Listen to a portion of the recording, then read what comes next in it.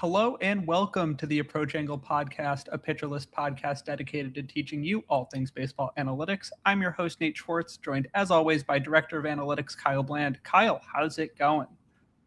It's going well. Today's been a pretty good day. Lots of fun, productive work going on, and now gonna finish it off with this podcast. Let's go. Yeah, I know we've taken a couple weeks off. Neither of us got traded at the deadline, but enough baseball content has been getting pumped out. I know we're a few days after the deadline. Was there any acquisition or team that really stood out to you across the league? The Angels, only because I feel like they finally realized they should sell for the first trade deadline ever. I'm extremely disappointed that the rumored Reed Detmers deal to the Cubs did not go through because that would have been incredible. But otherwise, I think it was a really fun deadline. Lots of teams involved, lots of buying, selling, sometimes both, like from the Blue Jays. But yeah, good times. Yeah, as we all know, I am a Cardinals fan here on this podcast. I was even excited that Detmers was allegedly going to the Cubs to see him free from the Angels pitching development. Obviously, that did not end up happening, and for the sake of competitiveness, maybe I'm happy, but free Reed Detmers is kind of a general sentiment across a lot of pitcherless staffers. But today we're going to be talking about plate discipline on the pitching side. We did an episode a few months back talking about plate discipline on the hitter side, swing rates, contact rates, decision value, stuff like that. But today we're going to flip it because everything a hitter is deciding is based on what a pitcher is trying to influence. And over the last few episodes, we've talked at length about pitch stuff, how a pitch moves, arsenal dynamics, all of that working together, and how it can perform better in these aspects. But it's time, after looking at the process stats in a lot of these pitch movements and what comes out of a pitcher's hand, we're now going to look at the results in capturing how well is a pitcher getting those swings and misses, inducing poor swing decisions, and then also throwing enough strikes.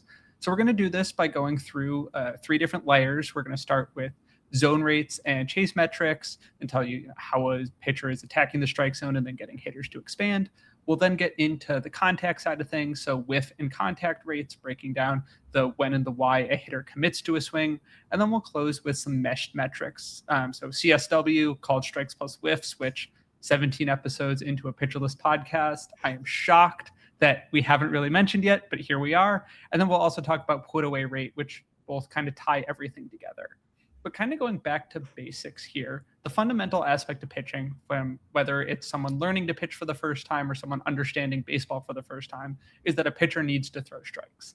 Throwing pitches in the zone is obviously a good thing and it keeps the game of baseball moving. But at the big league level, when the competition is as good as it gets, can you throw too many strikes as a pitcher?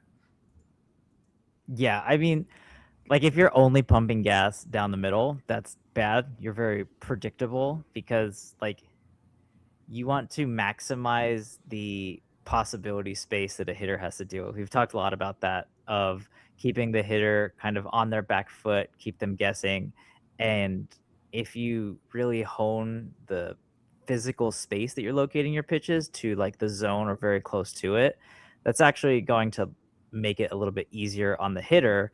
And the strike zone exists because that's kind of also like where hitters generally perform well, so that pitchers are incentivized to try and put pitches in places where hitters will hit them, so that there's also offense. And it's not just, pitchers throwing it wherever they can and hoping the batter swings at something they have no chance at, and you get very few, if any, hits. So I think there's absolutely such a thing as too high of a zone rate. I don't think there's such a thing as too high of a strike rate necessarily, because you can get chase, and we'll talk about that later. But I think before like speaking, I guess let's dial it back and not speak fully in absolutes. So there's not actually a strong relationship, or really any relationship, between zone rate and runs saved per pitch. And so like you can look at, Baseball Savant has their own like pitcher run value per 100 pitches. And so you can go through, and I ran this for by pitch type, but the analysis holds true for like across an entire pitch mix. The R squared for run value to zone rate is 0. Literally, it's just a blob. Some guys are good at both, bad at both, good at one, bad at the other. There's not really any like consistent trend to one directly affecting the other. So that's something to really keep in mind. So, that will underline the tagline of the show, which is it depends. It depends on how good that pitch is. It depends on where specifically the location is. But like a good rule of thumb is there isn't a 1-to-1 more zone equals better for the pitcher or worse than the pitcher line. Which makes sense at this high of a level, right? There's so much of baseball where throwing strikes can get you success because you aren't necessarily fearing most hitters that are getting faced in a lineup. Even in a lot of levels of the minor leagues where maybe there's only a handful of prospects that can really stand out against a really good pitch in the zone. There is that limit of these guys know what is coming and they can predict it, and they can also adjust to anything in the zone. But kind of on the other side of it, is there a way that a pitch can work with an extremely low zone rate? Is there kind of the other side? I know that comes out a lot on like breaking pitches, but is there any kind of level of red flag there? I don't think so. And like the it depends of it all is you would think if a pitch is in the zone less than a quarter of the time, that it would be terrible. That hitters wouldn't swing at it at all because you're likely to just walk if you just keep taking it. But that's the case for Paul Skeen's changeup last year. It had the second lowest zone rate of any pitch at 23%, yet it had a 94th percentile swinging strike rate. So that's across all pitches. And it had a 94th percentile xwOBA on contact. So hitters were doing nothing with it when they made contact. And overall was worth nearly 8 runs saved per 100 thrown. So that shows that like it's not just, oh, well, they did bad when they swung, they just never swung. It's no, they did bad when they swung, and they swung often enough that he was not penalized with balls or walks from that pitch type. So that's like, an extreme example of an elite ace operating with one of his best pitches, but that does go to show that you can succeed with that hyper low zone rate. And that'll get into like, well, as long as you're keeping it close to the zone and not just missing by a mile, that's going to be important too. But yeah, I think that underlines there's no real such thing as like a floor. And then kind of like while we're talking Cy Young winning secondaries, on the flip side is like Skubal's slider. His was the second highest zone rate for secondaries. He did it almost 60%. You think that's getting a ton of the zone for a pitch that's not the fastball, that's not going to be blowing by guys. And yet that pitch also saved over 5 runs per 100 pitches thrown. So guys were either taking it or whiffing on it or putting poor balls in play. So like all of these kind of fold into each other to kind of show that there's not really a floor and there's not like a ceiling where you can go throw too many strikes past or too high of a zone rate past it. That the best do both ends of it. Some of that's what makes them the best, but lesser pitchers can also succeed there. And it plays more into, is a pitch doing the job that you want it to? Where Skubal's slider is such a good pitch that he can throw it in the zone and he knows that no one's going to touch it. If it's near the zone, good luck. I think the same can be said about Mizorowski. I mean, really anything when you're throwing into the zone at 105 or a 95 mile an hour slider, good luck. What are you going to do with it? Yeah. But not everyone can be those guys, obviously. And even a Skeens this year, where he still has the super wide mix, obviously the stuff is down a little bit, but he's not having the same amount of success. And there are pitches that are going to work better in the zone, and there are pitches that are going to work better out of the zone.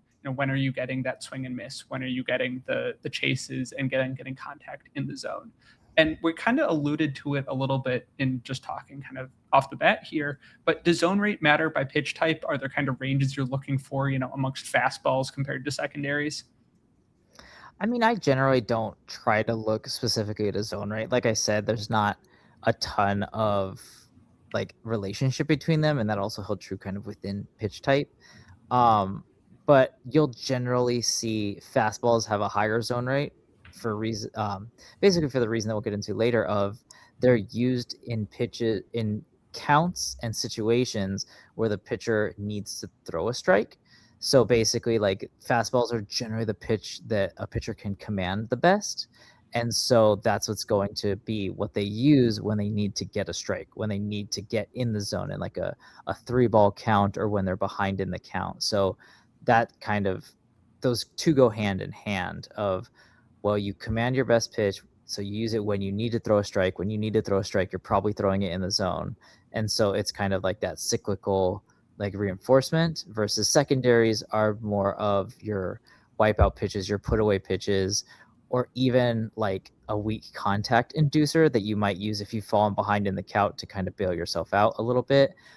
But generally, you're going to see a lot of secondaries in pitcher-friendly counts, 2-strike counts especially, kind of as a put-away pitch to try and get that elusive third strike. And to bait those out, you want to expand the strike zone a little bit. You don't want to, have to rely on a hitter whiffing middle on your secondary, that you're going to expand a little bit. You're going to put it down and away, or up and in, or play around the zone and try and induce them to get that swing where they're really unlikely to make contact.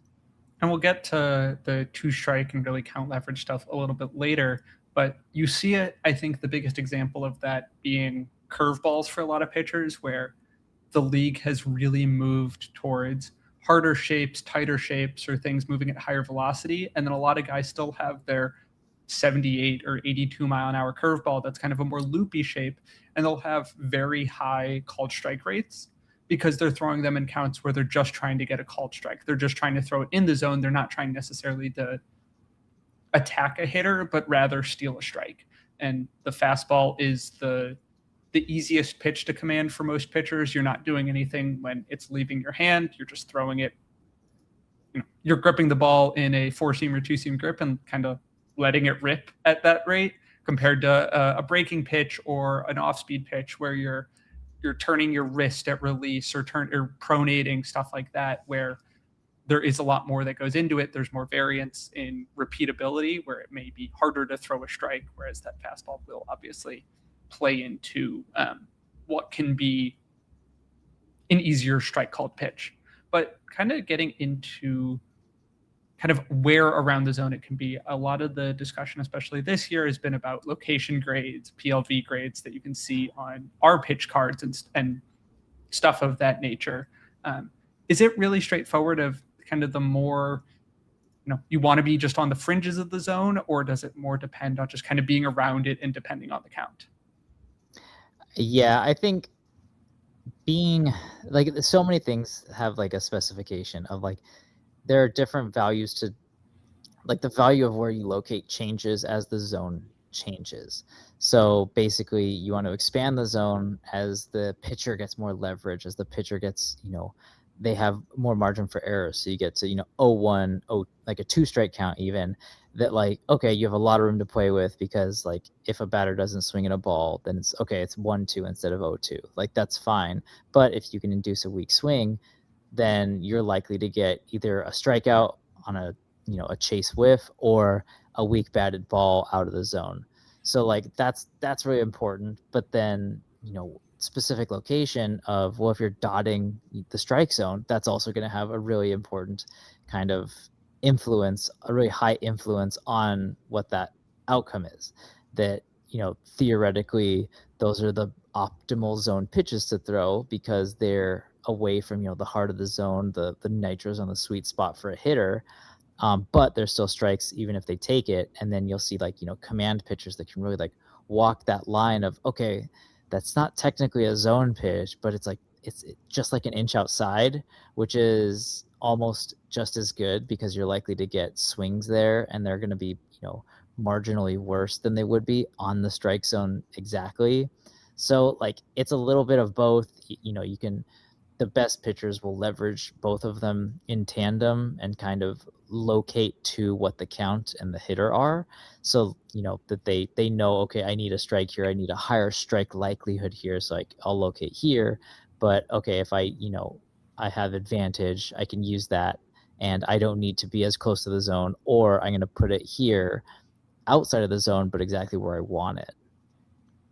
And that plays into you're looking at the both top 5 and bottom 5 in zone rate this year, of how both ends of the spectrum really show both success and failure.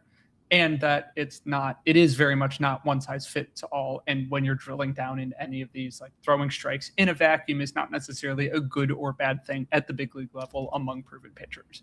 So in terms of the top 5 in zone rate this year, we've got Justin Robleski, Keter Montero, Seth Lugo, Nick Martinez, and Jacob Mizorowski. Some of those guys are obviously having very good years. Robleski struggled as of late, but was an all-star. The Miz is the Miz. Keter Montero has been great, but Seth Lugo has really struggled this year. And then you look at the guys at the bottom 5 in zone rate. You've got Dylan Cease, Landon Rope, JT Ginn, Merrill Kelly, and Robbie Ray. Again, a mixed bag. Dylan Cease is having a phenomenal year. Landon Rope has been up and down and kind of transformational in what his performance looks like on a week-to-week basis. And then you also have Merrill Kelly has really struggled. Robbie Ray has been good, but the peripherals don't agree with him. So it can not necessarily, you don't want to look at anything and be like, oh, this guy throws strikes. I like what he's going to do going forward. But turning over to chase rate now, looking at the rate of pitches that pitches out of the zone that hitters are swinging at, is there anything better for a pitcher than a swing outside the zone? I think like from like all of the possibility, like the other possibilities of like swing in the zone, I mean, I guess in theory, like a take in the zone is great because it's always a strike. But like barring that, a swing outside of the zone is such an elite outcome. The whiff likelihood is exponentially higher than something in the zone. And you're getting those, like, that's always going to move the count. You're probably at the very least going to get a foul. You're probably not going to get a lot of great contact on pitches that are outside of the zone. And so even on the times where hitters do put the ball in play in the zone, there's like very minimal damage that it allows less than 1 run per 100 pitches faced. So basically there's no real downside when a hitter swings outside the zone, and the whiff and foul values are just so elite that if you can induce a chase, like that's a win for the pitcher easily. And even when you're getting that ball in play, it's hard to do. Obviously, some guys can do good contact on pitches out of the zone, but more often than not, if you're getting contact out of the zone, that is going to end up being a good result on the pitching side. Yeah, that's the Javi Baez special of the bad ball hitter. And, there are guys who have kind of a special talent for it, but as we've seen across like Baez's career arc, that's a very fine line to tread. And like once any like your ability to hit those pitches hard or to add contact out there, once that starts to waver, the whole house of cards collapses very quickly if you're swinging at pitches out of the zone. And I know this is a pitcher episode, but I'm going to bring up one of the breakout hitters of this year, CJ Abrams, who feels like he's been towing that line for years and years of chasing a lot, swinging at a lot of bad balls. I think also PCA fits into this as well, though I think he's an entirely different story where it just feels a lot more volatile because the second you stop making contact on pitches out of the zone for a guy like that, who is a bad ball hitter, the risk and the floor can really just fall off precipitously. And you've seen them have to adapt to be able to succeed in that form, because it's not the easiest thing to succeed at. And most pitchers know that at the end of the day, getting swings out of the zone is almost always going to be a good thing. Though PCA's ability to start to earn walks at the same time and not chase as much this year has been absolutely incredible to see on all levels. Yeah, his plate discipline growth has been outrageous, and like that is a load-bearing component of his turn into like MVP caliber player, supported by offense, but like also the otherworldly defense. Yeah, maybe the best defensive season of all time. But I digress. And my Cardinals fan followers might not be happy with me on that one. But getting back into chase rate, does it tell you anything about how a pitch is potentially tunneling with others? I know we talked about that last week, that, a higher chase rate pitch means that, a slider is doing really well with a sinker or something like that. Or is it more telling you that a pitcher is just kind of getting chases and not necessarily in the how? I think, there's a lot of different things to it, of like guys with, smaller like 2 or 3 pitch mixes, they get chase, maybe just as often as guys with a deeper repertoire. And so it's not necessarily a given that it's just tunneling or your ability to use your pitch mix. I think some of it has to do, like we said, with if you're getting yourself in good counts, you kind of get the opportunity to expand the zone, and so you'll get some chase there.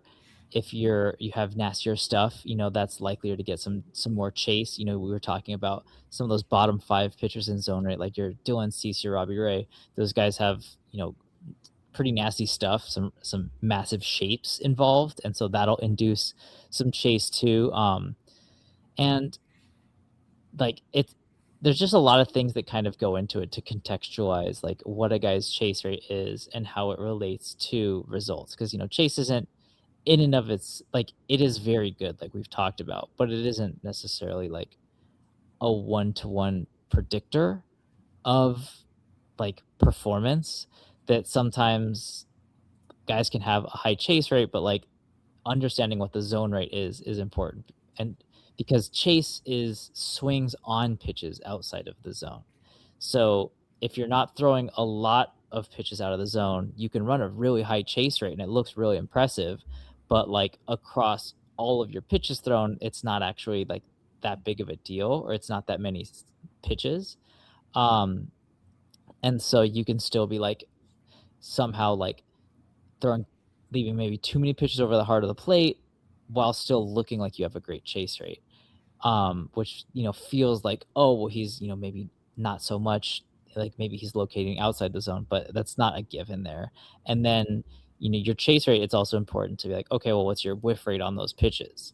That if you're getting a lot of chase but hitters are still fouling those pitches off or even putting them into play, that's not ideal. That shows that like maybe your command of that pitch is just poor, and because you're not getting the outcomes you want, and so maybe you're just not really able to put it where you want it, and hitters are able to just kind of foul it off and see another pitch. Like they're not being fooled by it necessarily, and they're not being blown away by its stuff, that they're still able to kind of chase but get contact. And so that could be like another way that like it's not just chase rate that matters, it's a lot of other things that go into it, and those will be supplemented by things we talked about, like tunneling or like what their stuff is. And I think when you get into some of these results and stats, it's one of the biggest things of why there is a high bar in understanding a lot of them, because the denominator is changing. Not to get kind of too mathy here, but when you're looking at, which Kyle does more often than I do, I can count the times on one hand that I've done it. But when you're changing that bottom number, when you're looking at how many pitches out of the zone are getting a swing compared to all pitches when you're looking at zone rate, or when you look at the true math of an OPS of how OBP and slugging are getting compared, rationalizing it when you think too much, you need to know what you are looking for, and you need to understand the it depends context on, okay, well, I understand that for a pitch that is being thrown in the zone in the 80th percentile in the league, there are less pitches out of the zone that can induce a chase. And that informs the strategy of both the pitcher and what they're trying to do with it, but also on the hitter side, what they're expecting when they see out of hand that a fastball is coming down, out of the zone. I think George Kirby is a fun example of this, of a guy who has thrown too many strikes at times and been not willing to walk more people in favor of strikeouts. He throws his fastball in the zone 26 in the 26th percentile among the league, and it has a near 50% chase rate. So hitters know it's not going to be thrown in the zone, but they're ready for that. And that really kind of informs what that overall strategy is on both sides. But we're going to take a quick break, and when we come back, we're going to get into kind of the contact of these swings. So we're going to get into contact and whiff rates when we come right back. And we're back. So now we're going to get into the contact and the whiff rates, getting into what is happening when the players are taking swings and making contact kind of across the board, not just necessarily on pitches out of the zone, because the bigger goal when a pitcher is getting a swing is turning that into whiffs. So kind of on the simple math of swings and misses, why is it so desirable at the end of the day over getting a weak ground ball that maybe is more efficient for a pitcher? I think they're the best true outcome, and by that I mean like there's no subsequent like, okay, well they whiffed, then what happened, or like how likely is it to get some other outcome based on a whiff? No, a whiff is a strike. Like easy, end of story. It's also a strike that moves the count. So it's not something like a foul ball, which is a strike. Sometimes it moves the count, but you can't strike out on a foul ball. A whiff will absolutely get you that strikeout. So like that's great. With something like a weakly hit batted ball. Like they are good, but they're not very they're probabilistic, so you have to spin the BABIP wheel. The even weakly hit ground balls, sometimes there is kind of like a little bump towards the bottom end of batted ball quality where like you hit it softly enough that it's almost like a bunt, and so you can get singles out of that. So like there's still like uncertainty into like what happens even on a weakly hit batted ball. And then that's in addition to batted balls generally aren't as predictive that they rely on like, okay, well, what did that hitter do? And like what the hitter's ability, if hitter's influence on batted ball results is much different than their influence on whiffs. That it's much more translatable. Whiffs happen much more often, so they're like the denominator of the sample they're drawing from is much larger versus batted balls are, generally much rarer.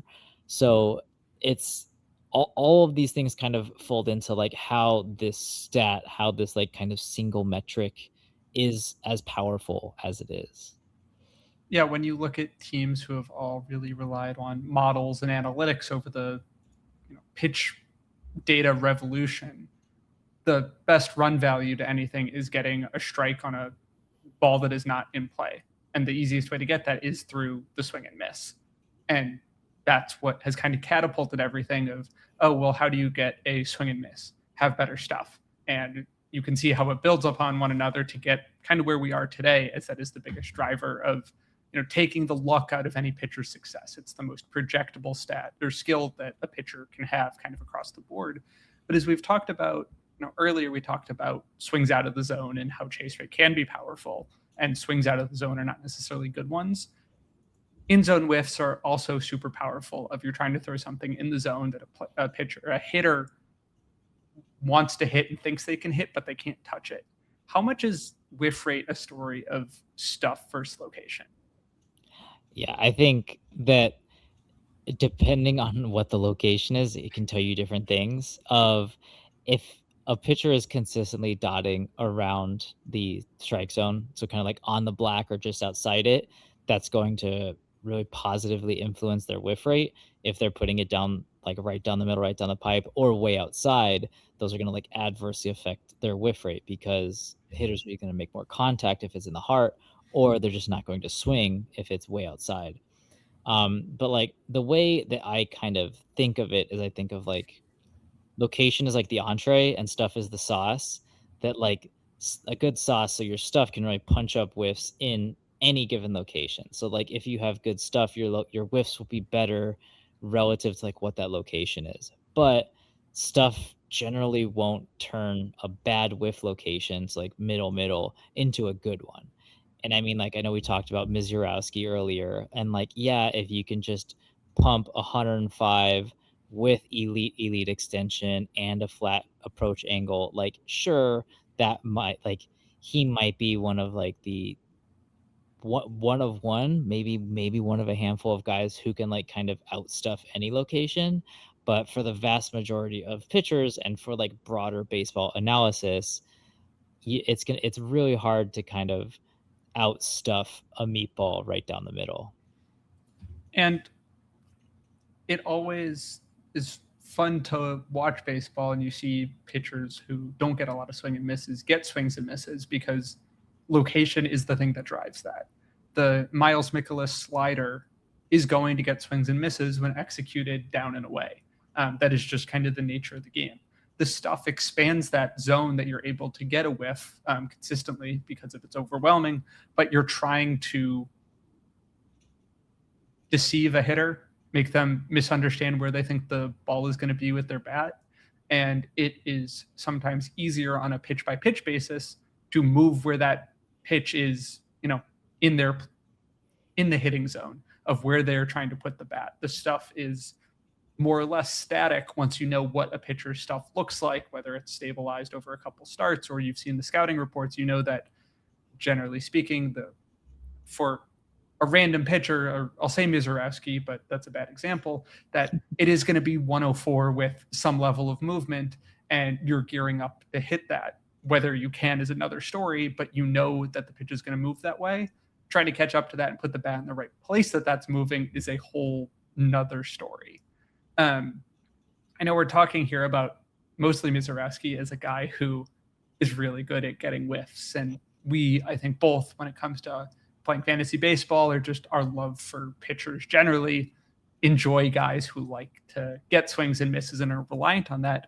But are you okay with a pitcher who does give up contact kind of across the board in a understandable way? And then kind of a further question on that, are you okay with a pitcher that gives up contact out of the zone?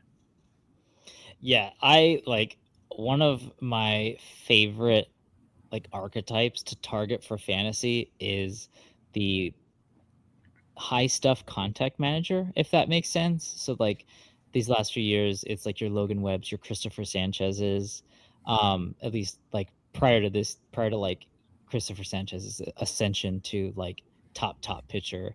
But they were both just really good contact managers, and that's generally going to be ground ball pitchers. And I think they get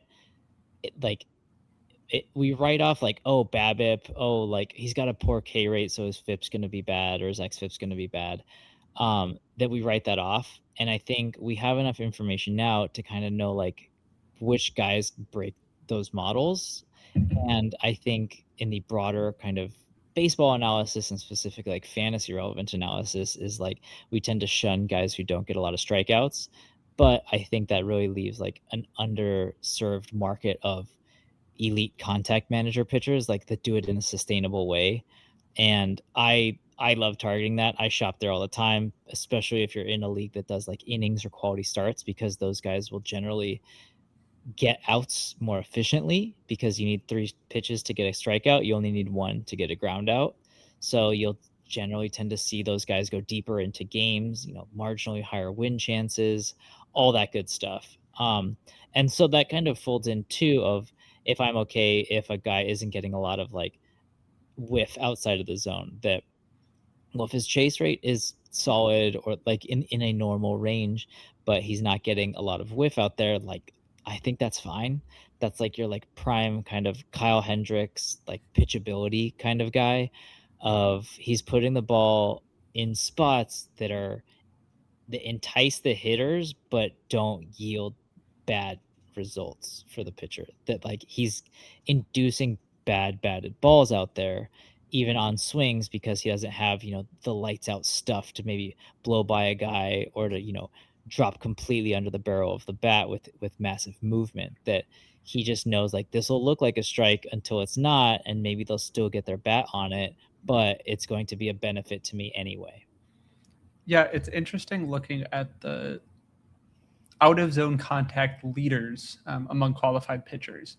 Justin Robleski has a 73% out of zone contact rate, which is the highest of the 60 qualified pitchers, but it's only a league average zone contact. So he's getting a ton more contact outside of the zone, but is still able to miss bats inside the zone, which is a fascinating combo of, oh, well, maybe when you get to 2 strikes, guys are guessing and putting balls in play when you're going out of the zone, but when you're challenging hitters and you're throwing challenge pitches, they still aren't able to hit it. Another one who also fits this archetype is a not Christopher Sanchez, though I want him to be Christopher Sanchez, Parker Messick. Similar ascension in terms of the velocity ticking up over the last couple of starts, last month or so, where he gives up about way more contact than average out of the zone as guys chase that change up down and away, knowing it's coming. But when he's going in the zone, he's still able to get a decent amount of whiffs.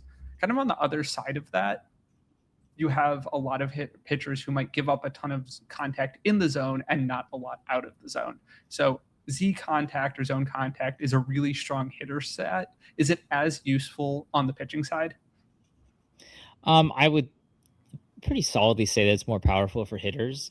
I think they generally have more influence on the ability to add contact that you think of, like, yeah, if you're looking at like coming up against Luis Arias or coming up against Steven Kwan, or like, that Guardians lineup in general, like that's a lineup that prioritizes contact at all costs sometimes. And so like those hitters are the ones driving that contact ability, that even if you're kind of a high whiff pitcher, that's going to be probably adversely affect your whiff rate is going to be adversely affected more than the hitters will be.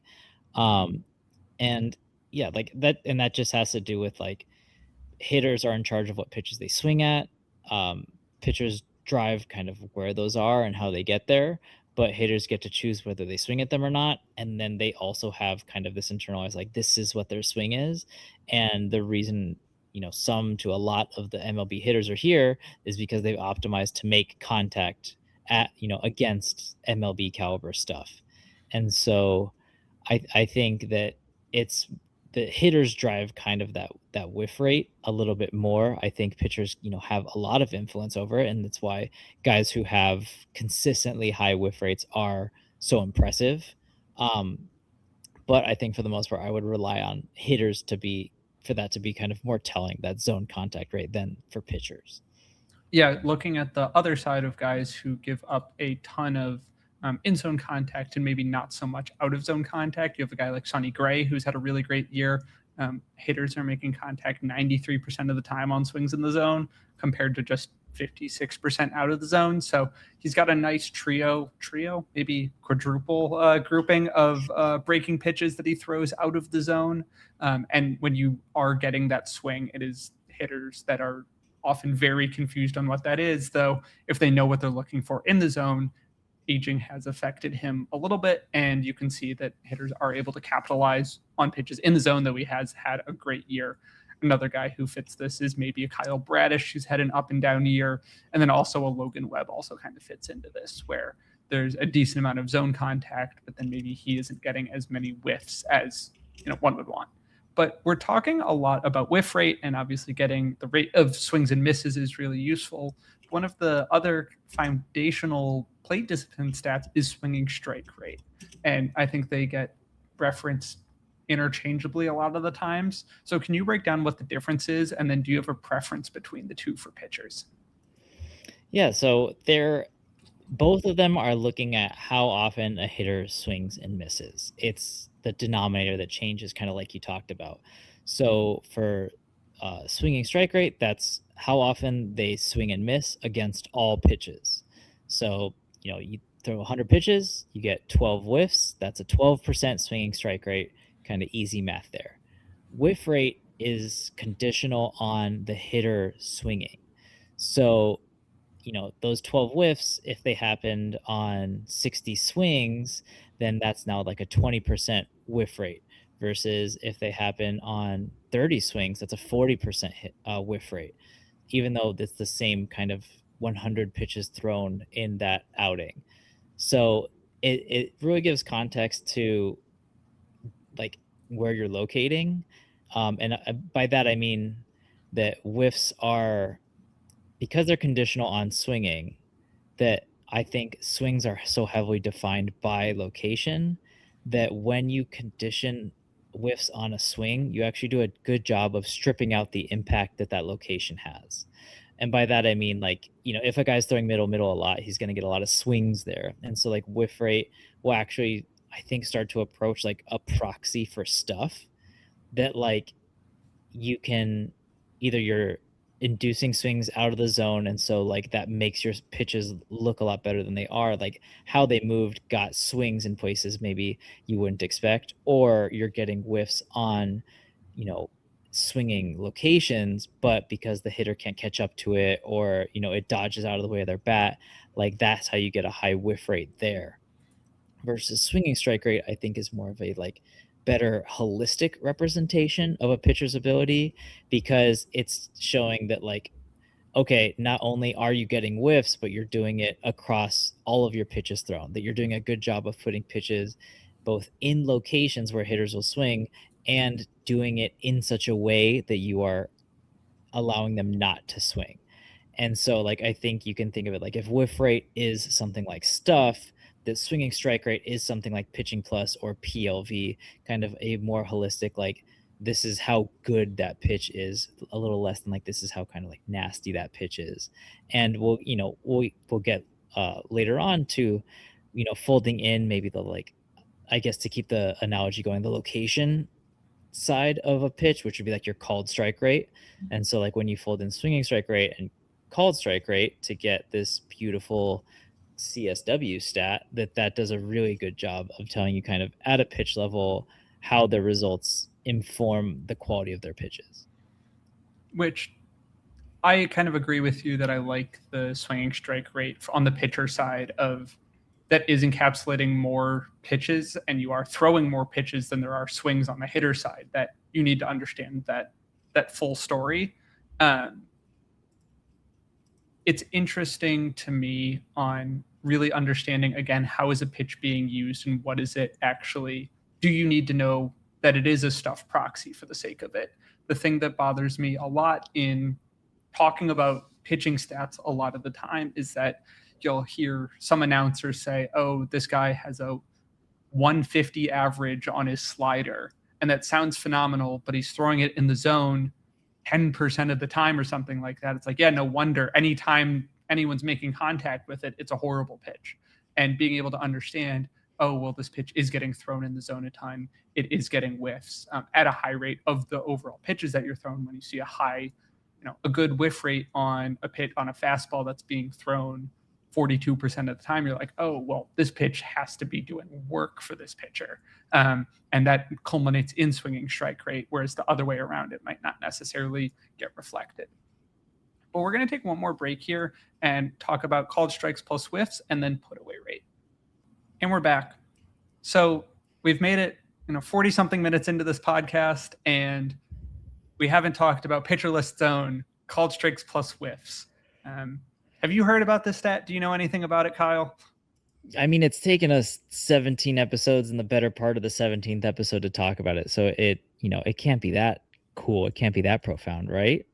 Yeah, no, it definitely couldn't. If we were playing golf and we were, turning up the dial on the 17th going into the 18th, we'd be in a good shape here. But why is, we've talked about zone rate, getting strikes is really important, and then also getting swings and misses really important. Why is it such a useful combo?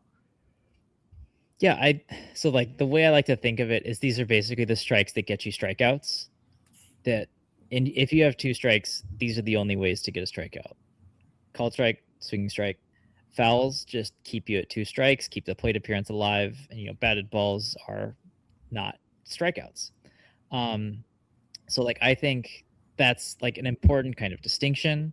I think bringing it by doing called strikes and swinging strikes, that it makes it a pitch level stat, which I really like. I love kind of any analysis that gets to as granular of a sample as possible, so that you're not getting into, like you mentioned earlier, where the batting average on this pitch that he doesn't put in the zone is great. It's like, yeah, because he's probably getting a lot of whiffs outside the zone for strikeouts, and the batted balls are terrible. So like, maybe the batting average is 200, but like pitches out there, actually it should be lower than that. Like maybe he's actually underperforming like what pitches that are located there do, versus something like this, that it is like, okay, this utilizes everything.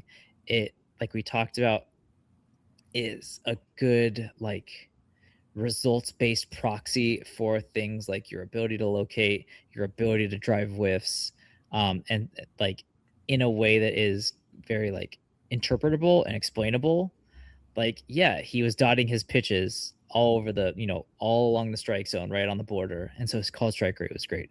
Or yeah, he was just dropping in these nasty sliders like right on the black, like just tons of speed, gyro movement, hitter didn't know what to do with it. Like, yeah, he got his whiffs, or like a combination of the two for like the truly elite pitchers. And so I think that is a great, like, it's like a good just proxy for a results based, how good was this pitcher today.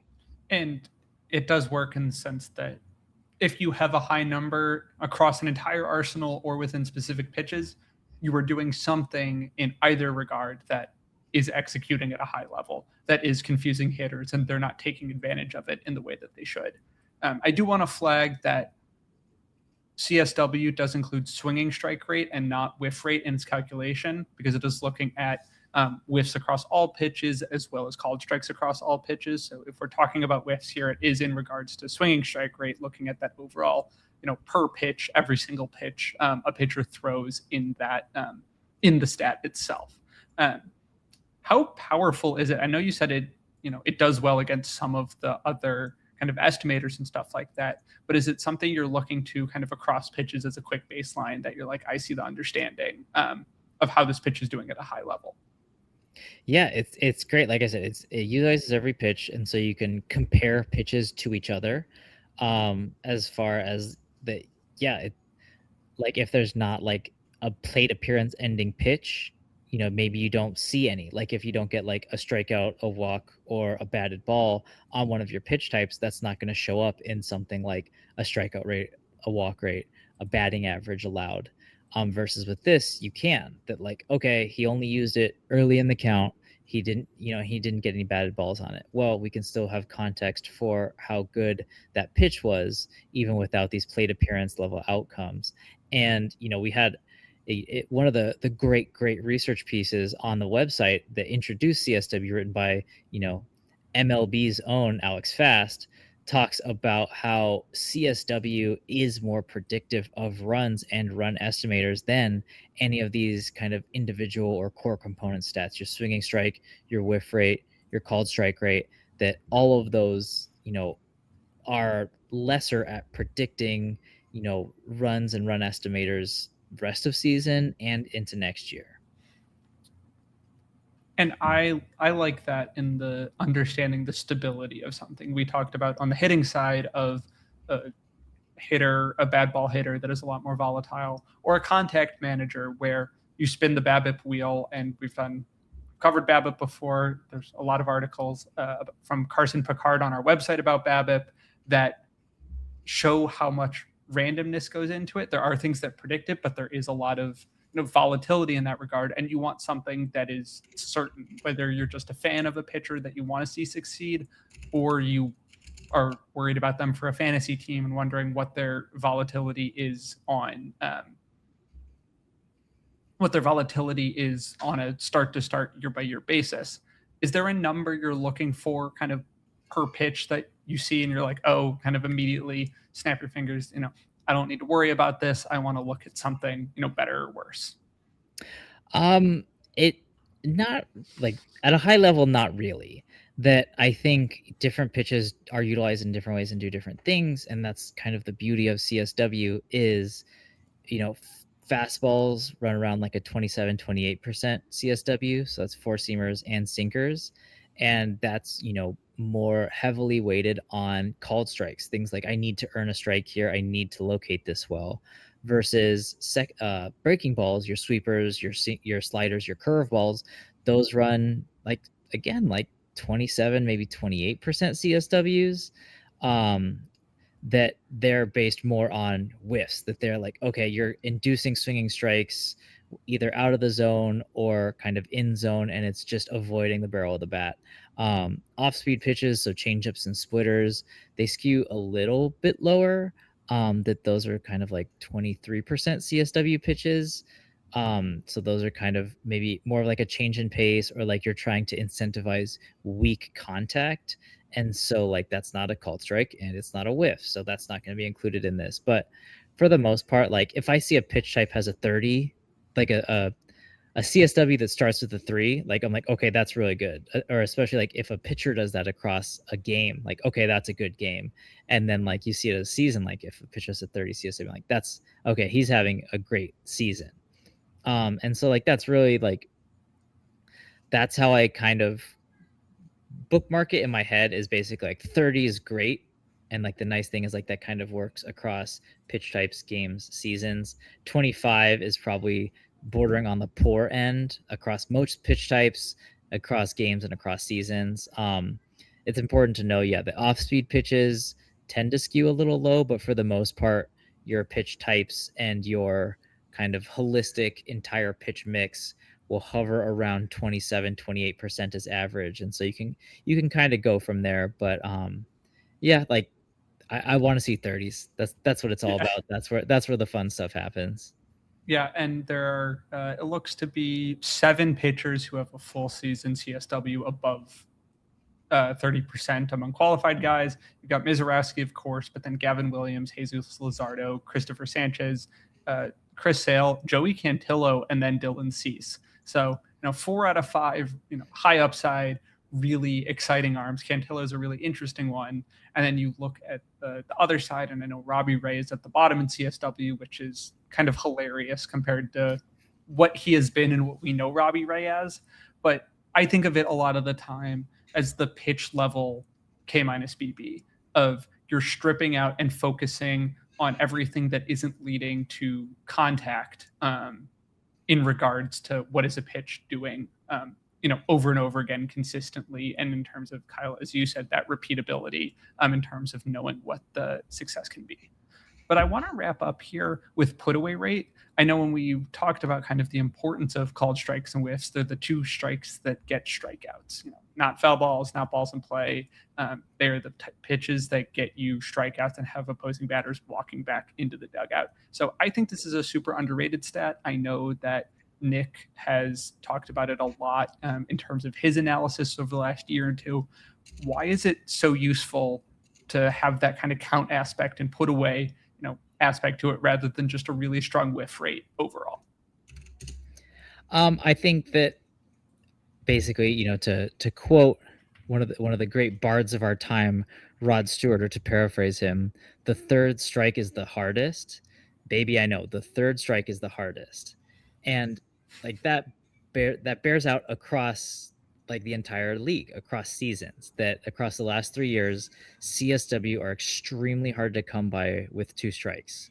In 2 strike counts, just the league CSW rate is 19.2%. In all other counts, so non 2 strike counts, it's 32.3%. So it's a full 13 percentage points higher than in 2 strike counts. And so like that shows you kind of the difficulty in getting that final strike of the plate appearance, in getting that K versus any other outcome.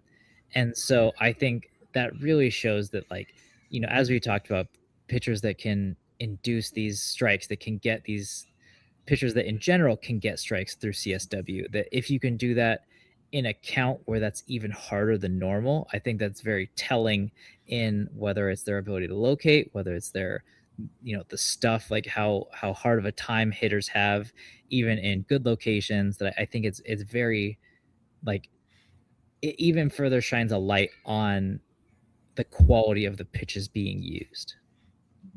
Yeah, I don't know why I've been so focused on some hitter research as we've talked about pitchers, but there's an article at Pitcher List by Tanner McGrath 2 years ago called The Westberg Paradox, which looked into hitters who have really high whiff rates but don't strike out a ton. And it's easy to, on the whiff side, swing really hard when it's a 1-0 count and you're going to sell out to hopefully hit a homer, do some damage. But then when you get 2 strikes, you have to tighten up. You don't want your at bat to end. And the same thing applies to called strikes of, you're sitting in the box and you see a pitch that, I don't like it. You're not forced to swing. So you're able to take it. And then when you really have to battle, it becomes a lot harder to be the pitcher and beat the hitter who's fighting for his life with every pitch that you throw. So it really, drills down into what that success looks like. The other side to that is that put-away rate can also explain guys who are overperforming or underperforming, where you can see guys who are somehow able to punch out hitters a lot more frequently than maybe they otherwise are, and then vice versa. I think you can see a lot of this with sinkers, for example. A lot of guys who will backdoor pitches, get a hitter, unsuspecting on a pitch that loops back into the zone into strikes, and they're frozen. And that success can be a lot more volatile, where if a pitch is really overperforming that put away rate, or that put away rate's very much overperforming expectations, you can be like, oh, well, hitters are going to learn that, oh, this pitcher throws a backdoor sinker and 2 strikes. Sometimes that's something you need to look out for. And then it goes back into, well, how do you get them? How do you work to put them away? But as I'm talking about there with just the sinker example, that can be a pitch type stuff, but also stuff can be kind of the main driver of a put away. Is there something that you see as more of a driver to what creates a strong put away rate? Is it more of a stuff, or is it more on the sequencing? I would say that put away whiffs are probably more stuff, and then put away takes are likely sequencing, just because it's really hard to induce a swinging strike. Hitters tend to really, whether it's the story is the guy's choking up on the bat, that everyone's really selling out for contact, even if it's just a foul ball to see another pitch, kind of thing. And so you really have to be good at blowing by a hitter or having your pitch move in such a way that they miss it to get that 2-strike whiff. And then a put away take is kind of like you said, a great combination of location and how it gets there, of whether it's backdooring, front dooring, all that good stuff. But you have to not only locate well, but also do it with a pitch type that is unexpected. And so I think that's where the sequencing comes into play of okay, it's coming out of his hand in this general direction. I think that's going to be out of the zone based on all the other pitches he's thrown. Oh, but it was actually, the unexpected sinker. And so it bit back and caught the edge of the zone. And so that's a third called strike. The backwards K, it always looks really cool. And the reason they're so infrequent is because you have to execute both your ability to locate as well as your ability to kind of set up a pitch that the hitter is not going to swing at.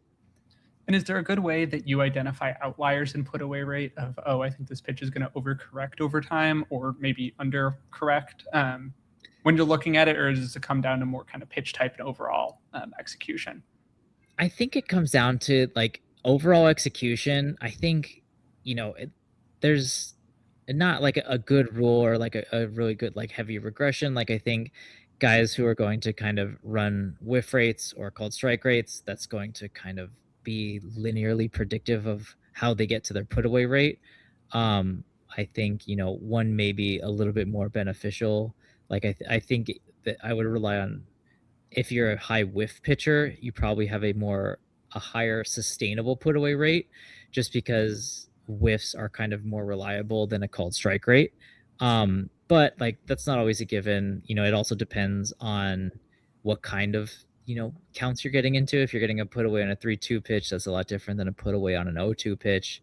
And so that's all kind of context to fold into it. But one of the things that just thinking through this kind of broad idea of what gets a put away rate, and now that we've kind of figured out okay, what is it and how do you get there, kind of working backwards, I like the idea of using put away rates, especially kind of outliery ones, as a proxy for pitchability.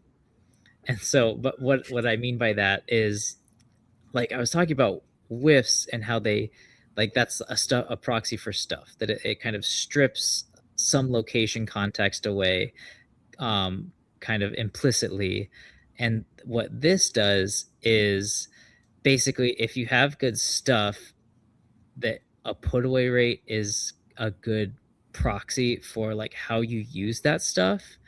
Or if you have a high put away rate with middling stuff, then you're probably good at some combination of locating your pitches, sequencing your pitches, or reading how the hitter has reacted to your pitches, of okay, I set him up in this way, or I saw him chase at this pitch earlier in this plate appearance. I'm going to go back to the well a little bit. I know, that's why I love watching Nick's breakdowns of these pitchers and starts, is you get to see behind the curtain of what is the pitcher thinking? How are you approaching this particular at bat, given the prior information you've seen?